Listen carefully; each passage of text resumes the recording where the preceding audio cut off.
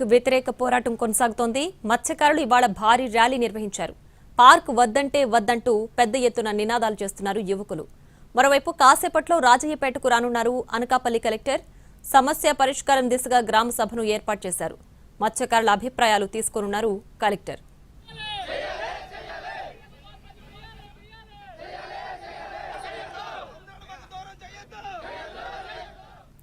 అనకాపల్లి జిల్లా రాజయ్యపేటలో bulk drug park వ్యతిరేక పోరాటం కొనసాగుతోంది. మత్స్యకారులు ఇవాళ భారీ ర్యాలీ నిర్వహించారు. పార్క్ వద్దంటే వద్దంటూ పెద్ద ఎత్తున నినాదాలు చేస్తున్నారు యువకులు. దీనికి సంబంధించి పూర్తి డీటెయిల్స్ మా ప్రతినిధి రవిచంద్ర అందించడానికి సిద్ధంగా ఉన్నారు. రవిచంద్ర, నువ్వు గవర్నమెంట్ దృష్టి తీసుకెళ్తావో లేదంటే ఇప్పుడే చెప్తావో మాకి బల్క్ పార్కు వద్దనే వరకు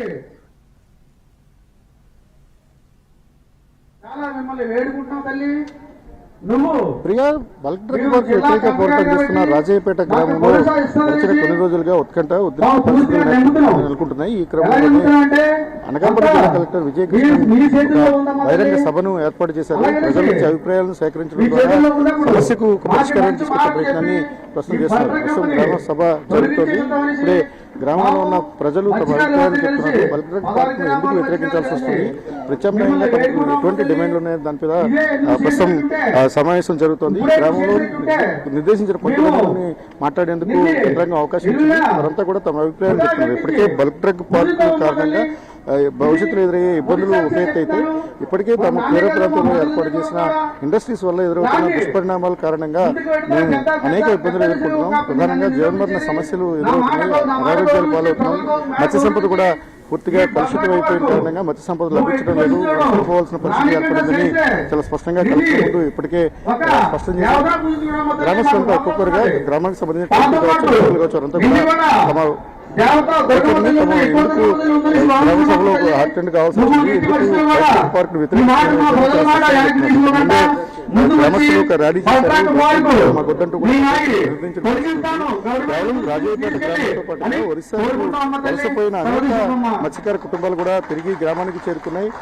కేవలం ఇక్కడ క్యాచ్ లేని కారణంగా, ఫిష్ క్యాచ్ లేని కారణంగా మేము ఒరిస్సా వంటి రాష్ట్రాలకు వలసపోవాల్సిన పరిస్థితి ఏర్పడుతుంది. ఇక్కడ పడే చేపలకు కూడా గిట్టుబాటు రావటం లేదు, మధ్య ధర రావటం లేదు.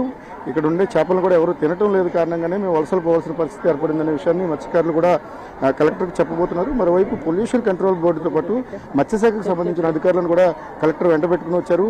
సమస్యకు సామరస్యపూర్వక పరిష్కారం చూపించడానికి తాను ఏదైతే హామీ ఇచ్చానో హామీ మేరకు ఈ గ్రామానికి వచ్చానని కలెక్టర్ ప్రజలకు చెప్పారు. ప్రస్తుతం ఒక్కొక్కరి నుంచి ఫీడ్బ్యాక్ తీసుకుంటున్నారు. గ్రామానికి సంబంధించిన సమస్యలు కావచ్చు, లేకపోతే బల్క్ డ్రగ్ పార్క్ ను వ్యతిరేకించడానికి గల కారణాలను విశ్లేషించుకునే ప్రయత్నాన్ని జిల్లా యంత్రాంగం చేస్తోంది.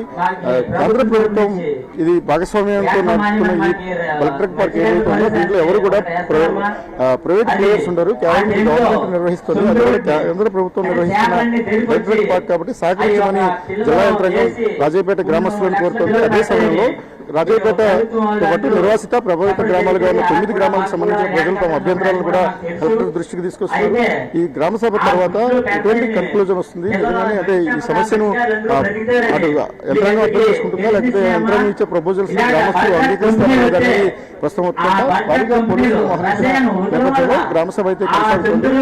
జిల్లా యంత్రాంగం ఈ మొత్తం ఫీడ్బ్యాక్ ను తీసుకుని రాష్ట్ర ప్రభుత్వానికి నివేదికను సమర్పించే అవకాశం ఉంది. ఇటీవల రాజయ్యపేట కేంద్రంగా జరుగుతున్న ఉద్రిక్తత నేపథ్యంలో సామరస్యపూర్వక పరిష్కారం దిశగా జిల్లా యంత్రాంగం ప్రయత్నం చేస్తుంది. తాను ఇచ్చిన హామీ మేరకే గ్రామంలోకి వచ్చారు. ప్రతి మాటను వింటారని కలెక్టర్ చెప్పారు. ఒక్కొక్క నుంచి అభిప్రాయాలు తీసుకునే ప్రయత్నాన్ని కలెక్టర్ చేస్తున్నారు. Ravichandra, thanks for the updates.